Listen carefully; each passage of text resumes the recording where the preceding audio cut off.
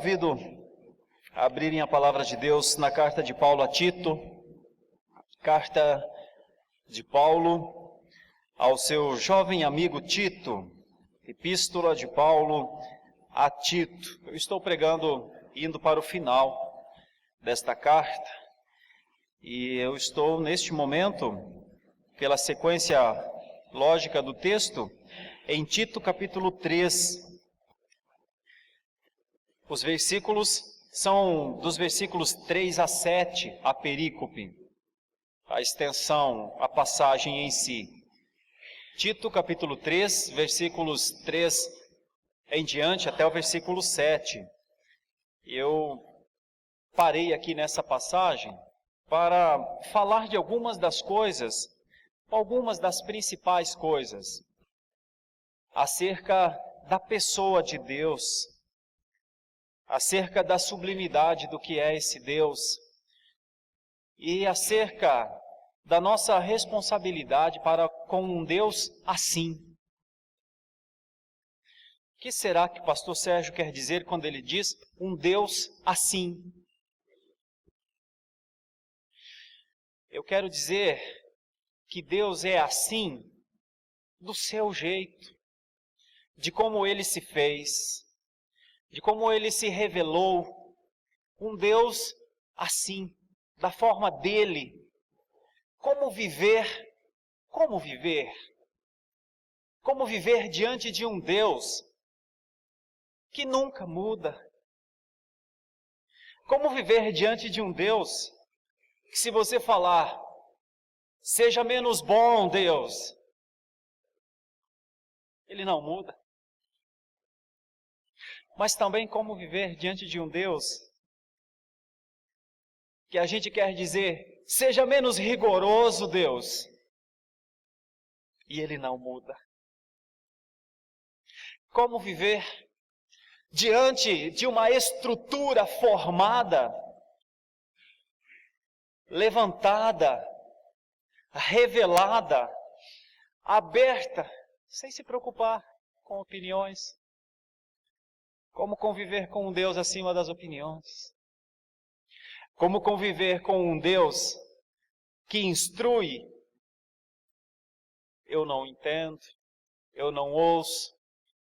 Ele instrui de novo pela mesma palavra, pela mesma direção, pelo mesmo poder. Eu não entendo de novo. Ele continua a se revelar mais, progressivamente, mais. E eu demoro a entender como nos relacionarmos com um Deus que tem tudo pronto, tem tudo definido, tudo está estabelecido desde o princípio e vai mostrando a nós, com o passar do tempo, o seu querer, quem Ele é, o que Ele idealizou, onde chegará a obra dEle. Como nos relacionarmos com um Deus assim? Quando Paulo passou pela ilha de Creta e quis fundar uma igreja, quando idealizou, quando passou na sua mente Creta, uma ilha de um povo com leis próprias, mas as suas leis feriam a esse mesmo povo, as suas leis, o seu jeito de viver, colocava este povo em perspectiva diante dos povos da sua época, como um povo inculto, como um povo não dotado de perseverança para ir até o fim. Quando idealizou-se uma igreja em Creta, idealizou-se levar a este povo Deus. Não era a igreja pela igreja em Creta, era Deus em Creta. Não era só mais uma instituição, muitas instituições poderiam ser criadas em Creta, mas era mais do que isso. Era Deus. E como é que Deus chegaria à igreja de Creta? Chegaria à igreja de Creta por homens de Deus. Quem são os homens de Deus? São os homens que aprendem a conviver com este ser na sua perfeição e dizem: é disso que eu preciso, é diante dele que eu quero viver. São homens que aprendem a conviver com este rigor, porque quanto se engana quem pensa que Deus não é rigoroso. Quanto se engana quem pensa que de Deus se zomba, que de Deus, o amor dele é o suficiente para ele não me desprezar. Quanto se engana quem pensa: eu vou confiar nisso e vou usar a palavra de Deus contra ele mesmo, quando o seu rigor for muito forte comigo. Quanto se engana alguém assim? Quanto se engana quem perde em perspectiva um Deus imutável no seu amor e na sua justiça. Quando Paulo idealiza uma igreja em Creta, a primeira coisa que Paulo idealiza é que essa liderança tem que ser de um povo separado. Por isso, 2000 anos depois, quando a igreja idealiza líderes, é para Tito que ela vai. É para instruções de Paulo a Timóteo. E dizem: um diácono, um presbítero, um pastor. Eles têm uma cadeia de pré-requisitos muito fortes. E não é tão incomum se pensar: vamos aliviar, vamos diminuir um pouco isso, vamos diminuir um pouco essas exigências, porque se as exigências forem estas, então não haverá mais pastor. Onde encontraremos os presbíteros? Onde encontraremos os diáconos? Onde encontraremos a liderança? Vamos aliviar. E é tão difícil aliviar, meus irmãos, porque aliviar, se a igreja deveria ser organizada com líderes qualificados em Creta, aliviar significaria permitir uma igreja desqualificada em Creta. Olha como é difícil. Olha como uma tentativa de um ato de bondade pode ser um ato de agressão à igreja. Ela deveria resistir aos falsos mestres, porque os falsos mestres estavam dizendo, eles tinham vindo do judaísmo, e eles estavam dizendo: voltemos às práticas dos sacrifícios. A gente sempre soube que Deus se agrada dos sacrifícios. Voltemos às práticas dos sacrifícios. E então este povo de liderança qualificada tinha que dizer: não, por que a prática dos sacrifícios? Se Jesus Cristo se fez sacrifício, mas nós não acreditamos suficientemente em Jesus Cristo, então o problema não é o sacrifício. Então o problema é que vocês não creem nele. Vocês não creem nesse Deus. Mas não é possível que Deus daria tudo dessa forma de presente. Mas então é porque vocês não acreditam na graça. Note que quando Paulo estabelece a igreja em Creta através de Tito, ele precisa de líderes, ele precisa de defensores, ele precisa que as senhoras idosas, que os homens idosos assumam as suas responsabilidades para com os grupos que geraram. Eu estou num apanhado geral da carta de Tito para os irmãos verem que Deus quis plantar uma igreja em Creta excelente. A igreja tem em si a perspectiva de ser excelente. A igreja tem em si, na sua essência, no seu DNA, na sua formação, a instrução para ser uma comunidade maravilhosa mesmo, meus irmãos. Nada menos do que isso. Deve ser alegria e tranquilidade para os membros da igreja de Deus. As responsabilidades precisariam ser assumidas. Os homens idosos tinham que assumir sua responsabilidade. Jamais um homem idoso, demandado quanto à instrução das Escrituras, poderia dizer: me desculpe, eu não sei, Me desculpe, eu não estudei o suficiente. Me desculpe, porque a mesma idade que causa a fragilidade, muitas vezes causa a desculpa. Eu não tenho mais condições de ler a Bíblia. Eu não tenho mais condições de pregar das Escrituras. E o mesmo, em algum momento, parecendo até ser um ato de humildade, é um ato de desprestígio à fé. Porque o pai, a mãe, o avô, a avó, tem a responsabilidade de educar, de ensinar os menores dentro das casas, primeiramente, e depois aos jovenzinhos, às jovenzinhas na igreja. Meus irmãos, a igreja é uma comunidade maravilhosa. Paulo idealizou uma coisa perfeita, na verdade, reproduziu uma coisa perfeita, porque Deus idealizou uma igreja naquela cidade, naquela ilha, e idealizou uma igreja que toda a conduta cristã se apoiaria no trabalho sacrificial da Trindade.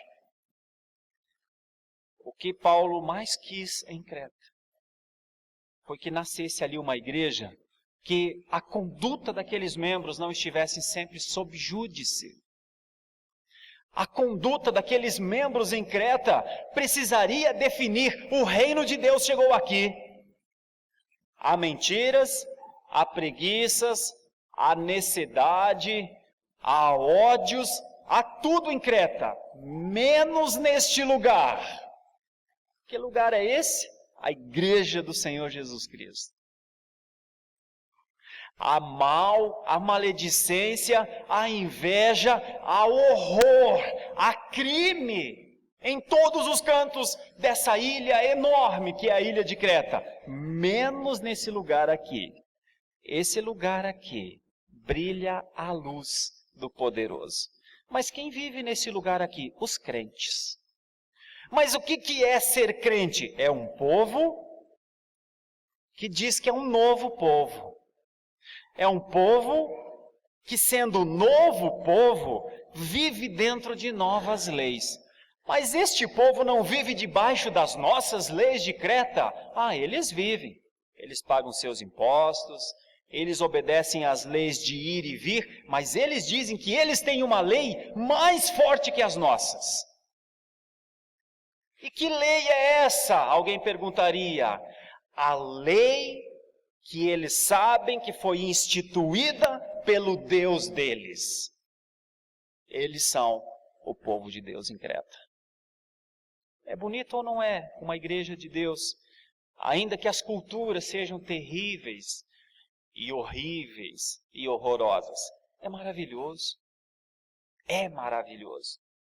Meus irmãos, por que estou fazendo essa introdução, trazendo à mente um pouco da ideia do que foi a pregação em Creta e o ato de instituir uma igreja em Creta? Eu estou trazendo essa ilustração e, ao mesmo tempo, parte da explicação da perfeição, da beleza de uma igreja que Deus quer que exista em um lugar, por causa dos textos, versículos 3 para frente, Tito 3, 3 a 7.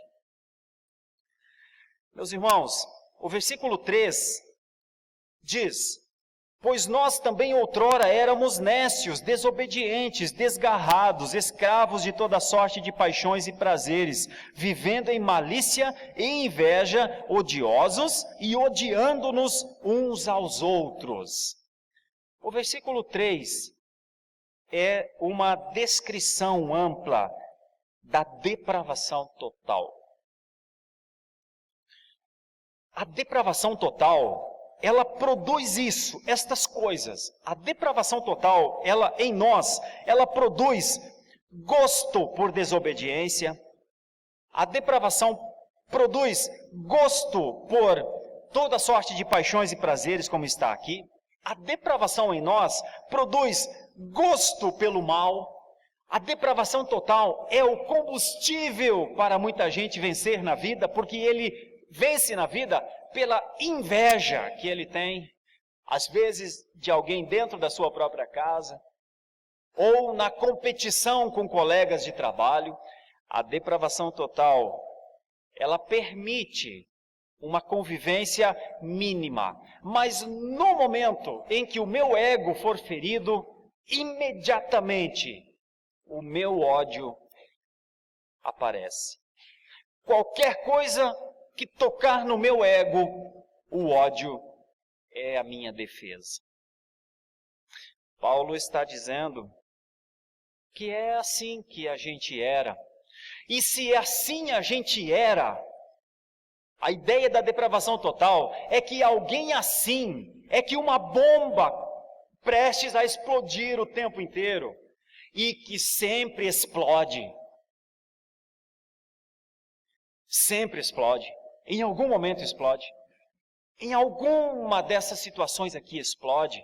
É que alguém assim não consegue jamais satisfazer a justiça de Deus.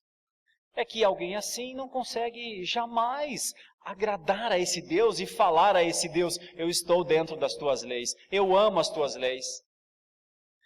Isso é tão impossível, a depravação total é algo tão forte, tão terrível, que eu vou usar algumas passagens das nossas confissões para lhes ajudar a pensar um pouquinho sobre o peso da depravação total, desse versículo 3, na nossa vida.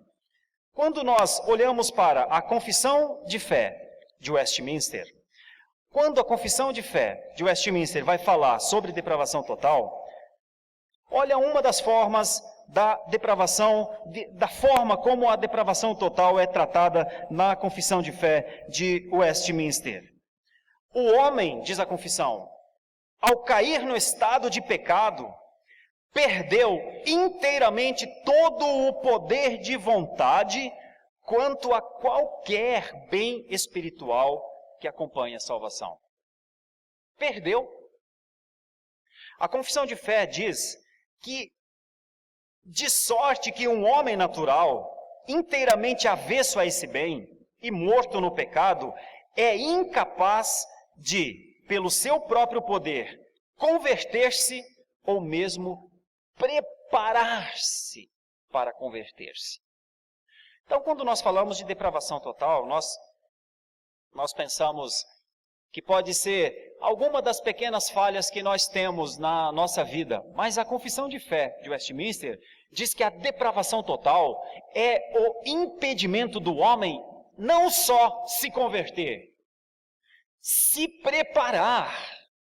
Ele não consegue melhorar do seu estado. Não é ser transformado. O homem depravado não consegue, segundo a confissão de fé, melhorar do seu estado. Ele não só não se salva, como ele não se recupera de nada.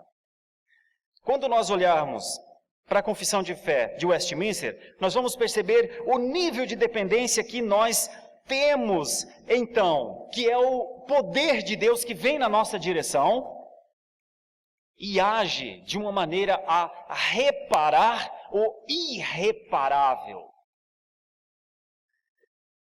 que é a chamada vocação eficaz.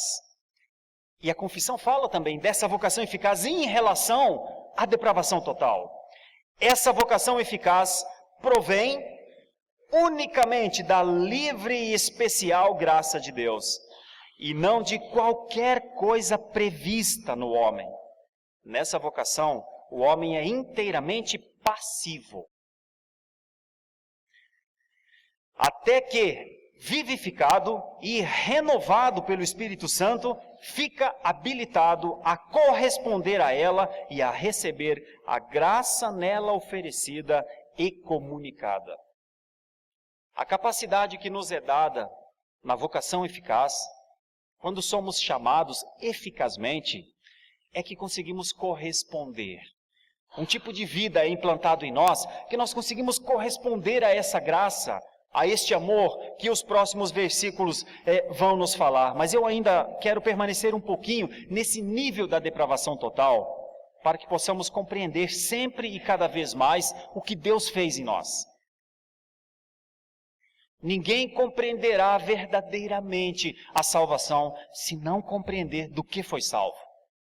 Ninguém compreenderá verdadeiramente as dimensões das miríades celestiais que o aguardam, que o esperam no tempo certo, para que a adoração seja plena e para sempre, se antes não olhar para o seu pé e saber que esse pé já esteve no lamaçal, e que esse pé já esteve sujo de algo que não adiantaria querer se lavar.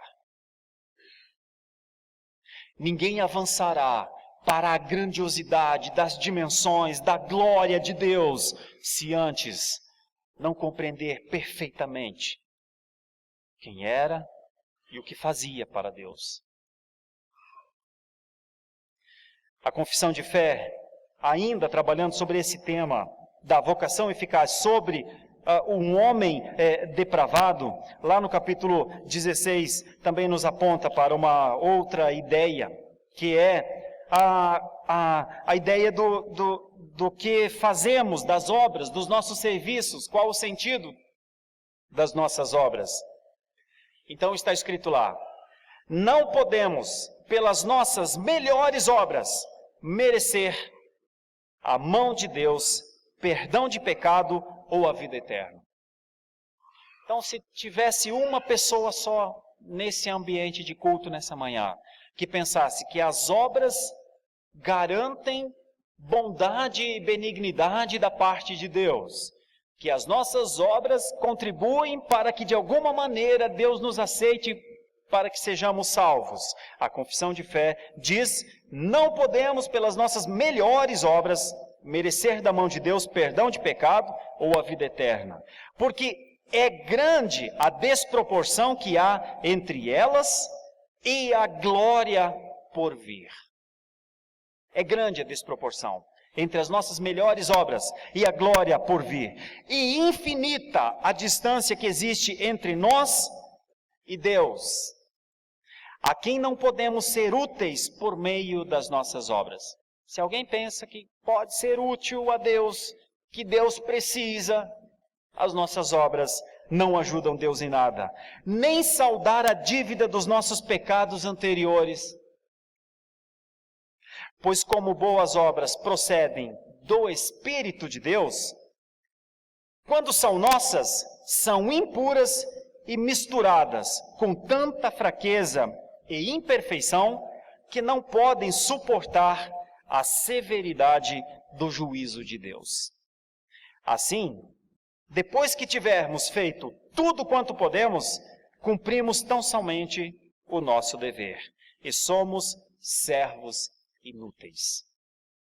Meus irmãos, pois nós, diz o texto aqui, também outrora éramos nécios, desobedientes, desgarrados, escravos de toda sorte de paixões e prazeres, vivendo em malícia e inveja, odiosos e odiando-nos uns aos outros. E a confissão de fé de Westminster diz: e mesmo que quisesse melhorar, não conseguiria. E mesmo que achasse, mas eu devo ter algum bem dentro de mim, não encontraria. E mesmo que pensasse, mas eu não posso ser tudo isso aqui, a Bíblia diz que éramos. Por isso, ser salvo não é fazer uma pública profissão de fé numa igreja, depois da busca que eu tive, depois do esforço que eu tive para buscar viver uma vida santa. Então Deus me aceitou nessa igreja e agora então eu sou salvo verdadeiramente porque eu fiz uma oração e eu aceitei Jesus. Só é salvo quem é chamado por esse poder, mesmo sendo esse tipo de inimigo. O inimigo que odiava a Deus e se especializava em odiar mais a Deus. Talvez alguns de nós queiram pensar assim: pastor, isso fui eu, tudo bem, mas isso faz muito tempo, e eu não sou mais essa pessoa, e eu mudei. E a minha pergunta, e o meu ponto de discussão é justamente esse: querido irmão, querida irmã, você mudou mesmo? Você mudou? Você percebe isso em você mesmo? Porque essa situação da depravação total, é muito fácil a gente falar assim, ok, eu era tudo isso, mas agora não sou mais, agora eu sou salvo em Jesus. Mas quando alguém pisa no seu pé, você diz os mesmos palavrões. Mas quando você faz mal a alguma pessoa, você usa a mesma linha de raciocínio. Me desculpe, não foi por mal. Deixa eu lhe falar uma coisa, um tanto quanto vai exigir um pouquinho do seu pensamento. Nem tudo pode ser perdoado. Nem tudo se resolve com perdão. Não, pastor, daí Jesus mandou Pedro perdoar, ele tinha que perdoar. Sim, o perdão resolve tudo. Mas deixa eu lhe contar uma historinha. Nessa semana, eu fui acometido de uma virose. Primeiro Patrícia, depois eu. Domingo passado eu estava mal aqui. Estive aqui para estar com os meus irmãos, mas não estava bem. Durante a semana, também com muita luta, muita dificuldade, eu levo minhas crianças muito cedo para o Mackenzie. Antes das 6 horas da manhã eu já estou na estrada. E uma dessas manhãs, eu não consegui levantar. Simplesmente não consegui levantar. E então, quando deu umas 7 horas e pouco, mais ou menos, Maria Eduarda, minha filha, acordou e veio e falou na nossa cama, pai, nós não vamos hoje para o Mackenzie? E eu falei, não vamos, filha. Me perdoe, papai não está bem. Hoje não vamos. Ela falou, pai, mas eu tenho uma prova avaliativa. E eu falei, me perdoe, filha, papai não pode ir hoje. Ela não poderia me perdoar. Ela não tem do que perdoar. Eu posso dizer, filha, é a fraqueza do papai, é a doença do papai nesse momento. Só que é ela que fica sem nota lá. Eu poderia dizer, filha, desculpa o papai, perdoe o papai, olhe para o estado do papai. Não, mas ela fica sem nota lá. Como é que se resolve isso? Como é que se resolve quando um pedido de perdão não chega? Filha, desculpa o papai. Tá bom, papai.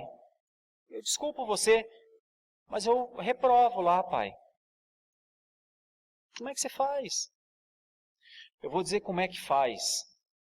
Faz quando eu for lá no colégio, fazer um requerimento e justificar, e pagar o valor que é da segunda prova e dar a ela a possibilidade de ela fazer a nova prova.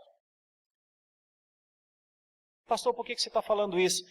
Porque eu acho que está tão comum nos dias atuais pecar, bater e fazer o que for feito. E a gente diz, desculpa aí. E a gente diz, dá para perdoar? Às vezes não dá. Às vezes precisa reparar. Reparar. Quem quer reparar? Quem quer voltar atrás? Quem quer refazer caminhos? É tão mais fácil jogar nas costas de Jesus, não é? É tão mais fácil dizer, Jesus perdoa.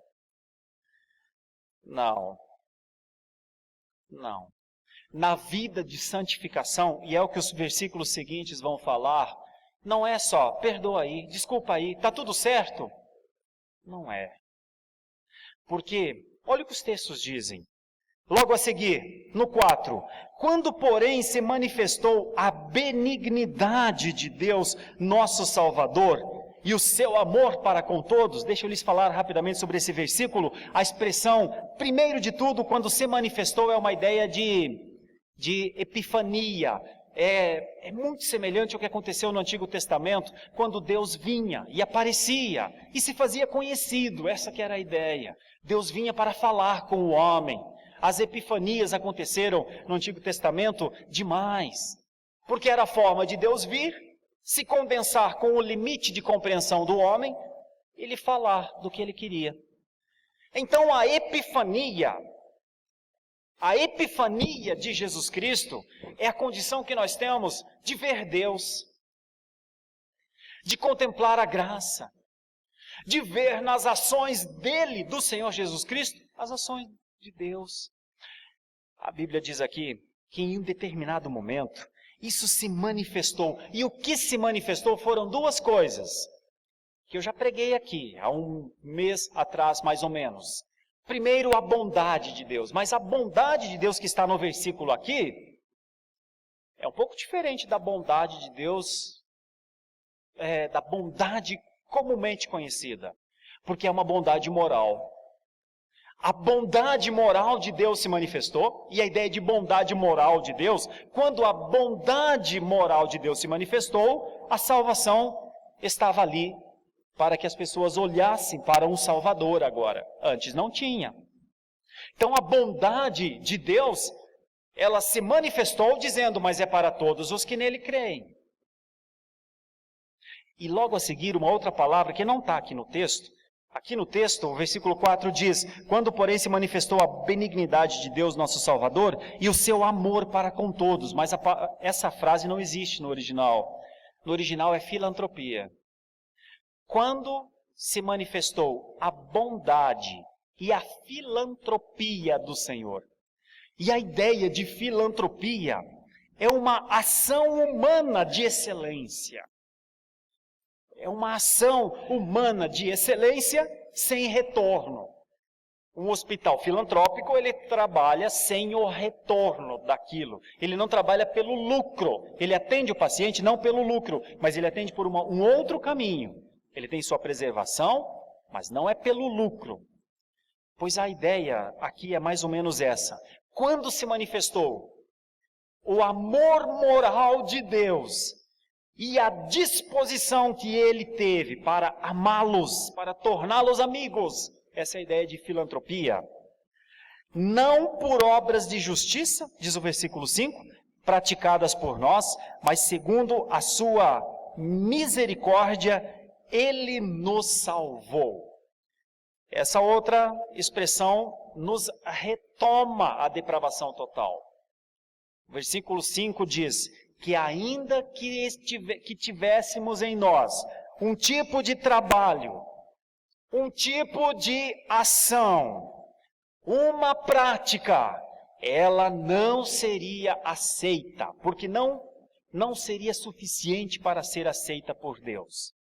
Então, por causa da depravação total do homem, a benignidade de Deus, a filantropia de Deus, elas foram dispostas a nós, não porque fizemos ou fazemos alguma coisa para merecer bondade, filantropia, misericórdia, mas a despeito de sermos os depravados, a despeito de sermos as más pessoas, a despeito de sermos os bandidos contra Deus, a despeito de sermos isso, em um determinado momento, em um momento da graça, na plenitude dos tempos, bondade e misericórdia se manifestaram,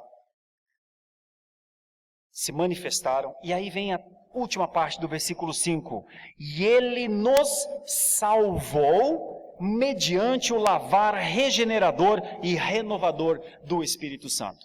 E a expressão salvar aqui, também tão esvaziada de sentido nos dias atuais, mas a expressão salvar tem a ver com guardar. E ele nos protegeu, e ele nos segurou, e ele nos colocou dentro de uma caixa como essa, e ele colocou a condição que nós tínhamos de viver dentro desse novo lugar. Ele nos suspendeu, ele nos resgatou, ele nos apanhou, nos segurou com a sua forte mão e não nos deixou cair.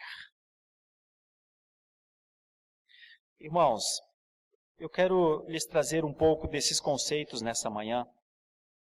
O conceito de Deus, de quem é Deus, do que Deus faz, de como Deus trabalha, da sua perfeição, do seu foco constante, do seu projeto imutável. Eu quero lhes convidar a pensar nessa manhã acerca de um Deus que ao mesmo tempo que é bom, que você não consegue fazê-lo parar de ser bom, é o Deus que nos justificou numa dimensão e nos santificou para viver com Ele de uma maneira que o nosso cristianismo não pode se confundir com a cultura. Nossas práticas, nossos pensamentos e nossas palavras não podem se confundir com o que éramos, porque nós, literalmente, conforme diz a Escritura, já não somos mais aquilo. nós não somos mais aqueles que viviam na desobediência, viviam no desgarramento, viviam na escravidão, viviam nos prazeres, viviam na malícia, viviam na inveja, e dentro do seu coração reinava o ódio e não o amor de Deus. Eu estou trazendo esses conceitos, meus irmãos, para uma reflexão profunda acerca de como está a sua vida cristã. Estou trazendo esses conceitos para um desafio pessoal a você, porque não existe meio crente, meus irmãos.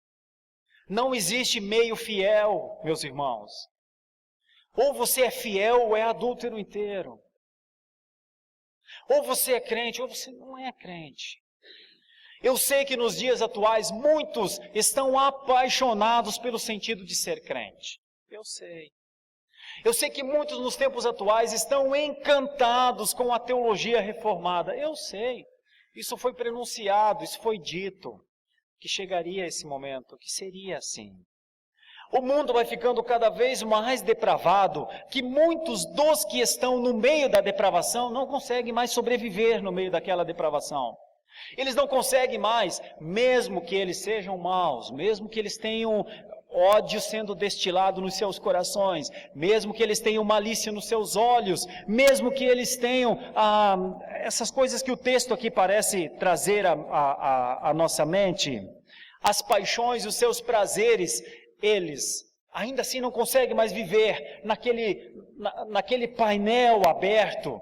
E então eu sei que muitos têm vindo para os limites das igrejas reformadas, mas muitos continuam tão depravados quanto estavam antes. Eles agora só não fazem publicamente, eles agora só não têm as mesmas palavras públicas, mas eles fazem escondido. E eles se especializam agora em fazer isso escondido. Então, eu sei que os momentos atuais são momentos de atração. A teologia reformada está exercendo um fascínio. Mas deixa eu dizer qual é a palavra da teologia reformada. A palavra da teologia reformada é: existe a depravação, mas existe a salvação. E a salvação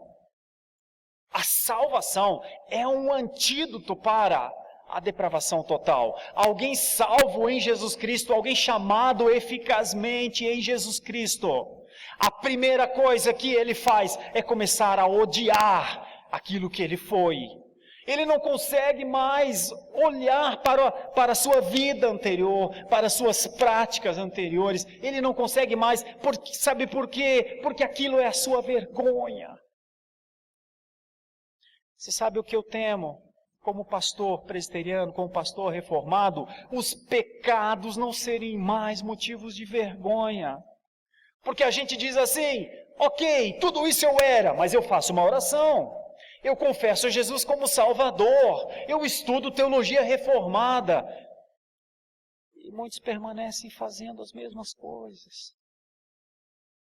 Com tanta normalidade que assusta.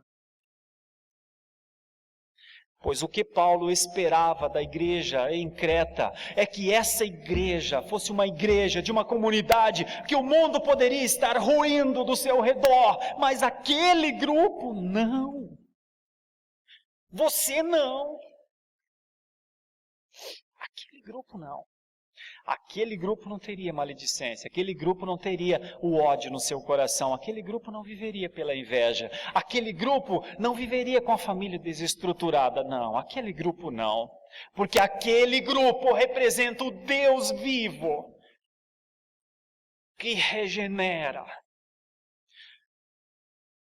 que faz de um ser putréfico,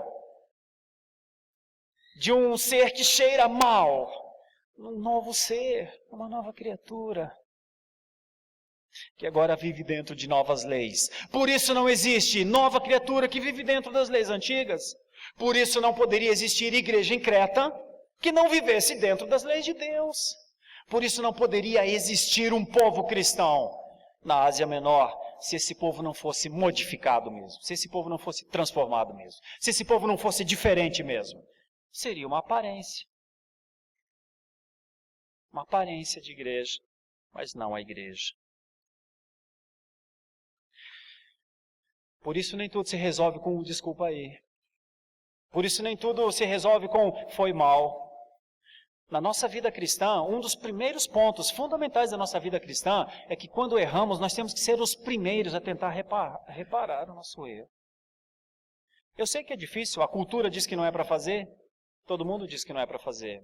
Eu sei, mas nós não, porque nós não somos regidos pelas leis da cultura, nós somos regidos pelas leis de Deus. Nós somos regidos por uma nova forma de pensar. Meu irmão, dá para avaliar nessa boa manhã de domingo como tem sido a sua caminhada cristã? A nossa caminhada cristã? Dá para fazer uma breve análise sobre como tem sido isso?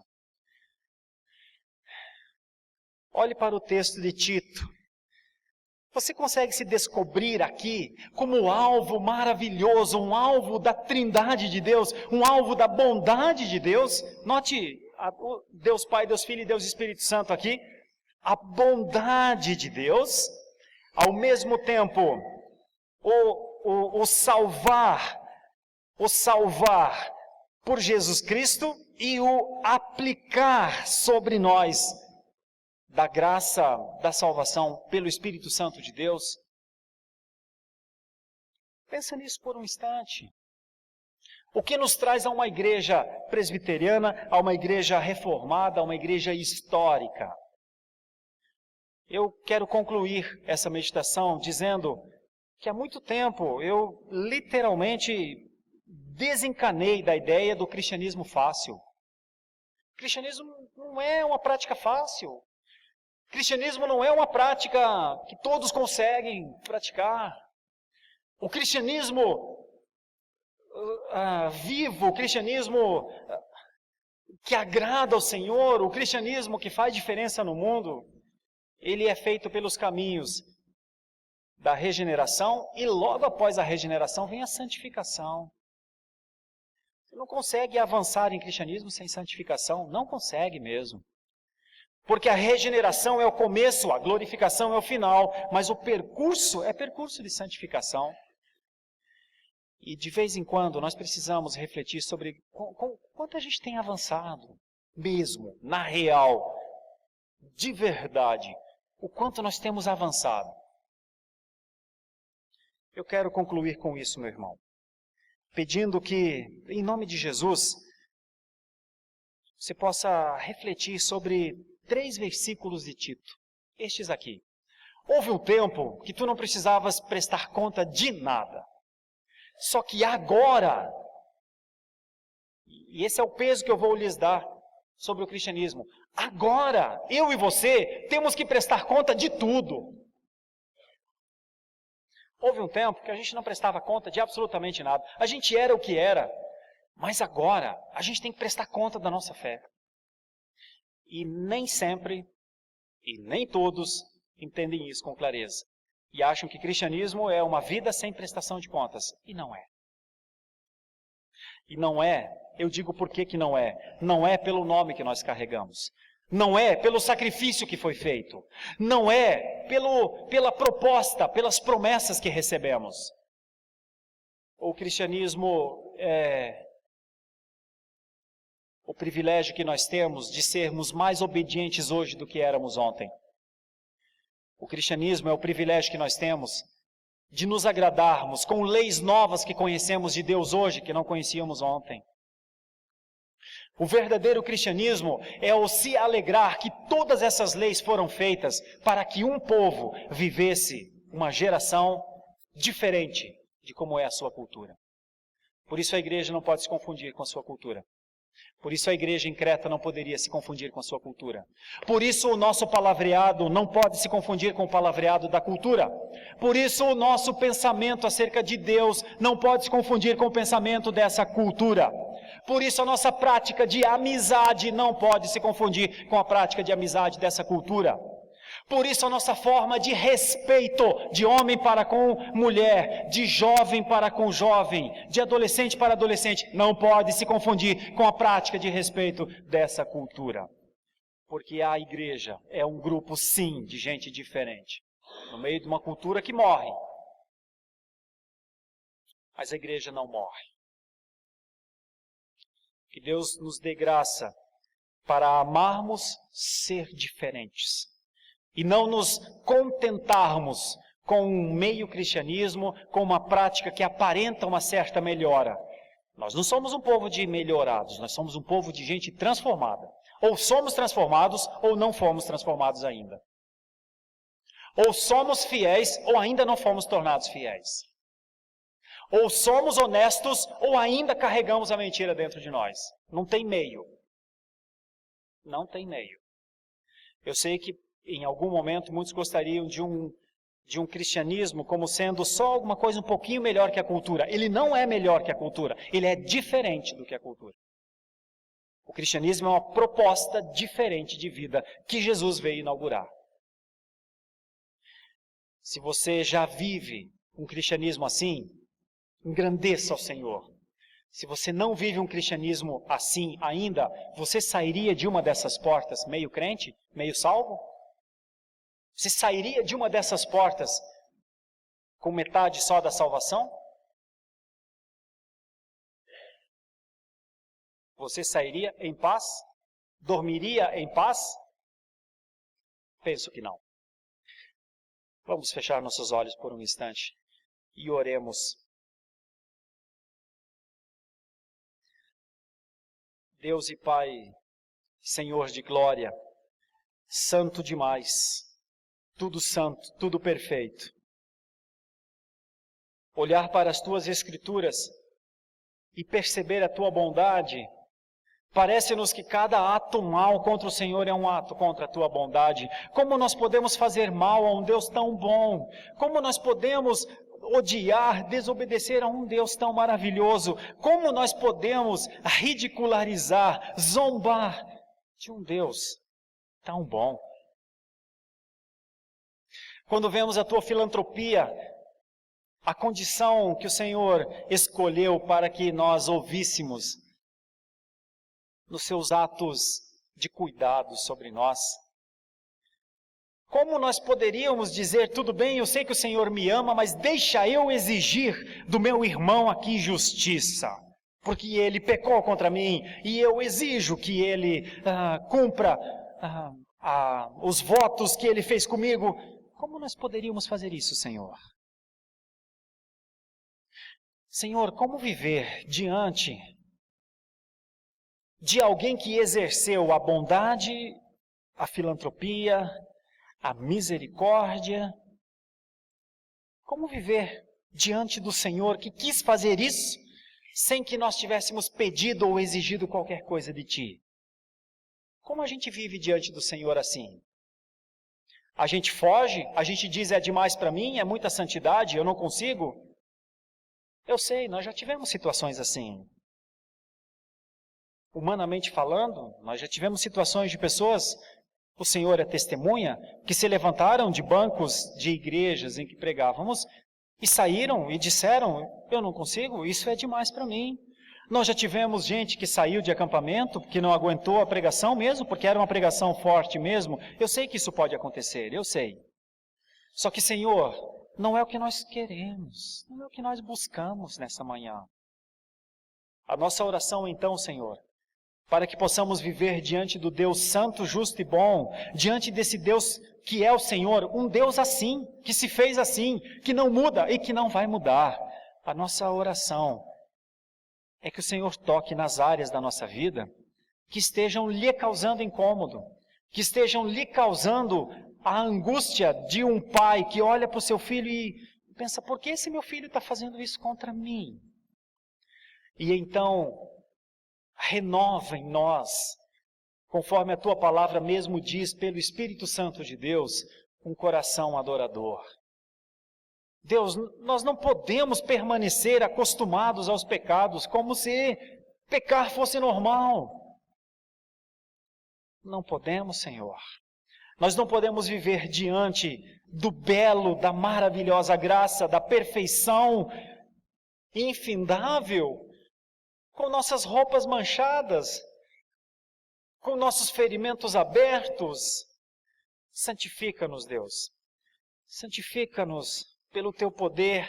santifica-nos com o santo temor, santifica-nos com a tristeza na alma, santifica-nos com o reconsiderar, com a tentativa da reparação diante do Senhor, com a oração, pelo menos, para que possamos dizer: Senhor, não me deixe nesse estado, não me deixe em um estado que eu posso me acostumar com esse meu estado, mas ele nunca será normal diante do Senhor. Por isso nós oramos: santifica a nossa vida, Senhor. Permita-nos uma vida que na Tua presença o Senhor se agrade. É a oração que nós fazemos, com temor e com preocupação, Senhor, porque o que está diante do Senhor e o que está implícito nessa oração é a nossa vida. É a tentativa de não nos acostumarmos a ser de uma maneira que talvez já nem faça mais pressão sobre a nossa mente, mas parece que diante do Senhor precisa de um avanço, precisa de um tipo de prática que o mundo testemunhe, que nossos filhos testemunhem, que nossos cônjuges testemunhem. Senhor, por isso eu oro nessa manhã, com perdão das nossas faltas, em nome de Jesus. Amém.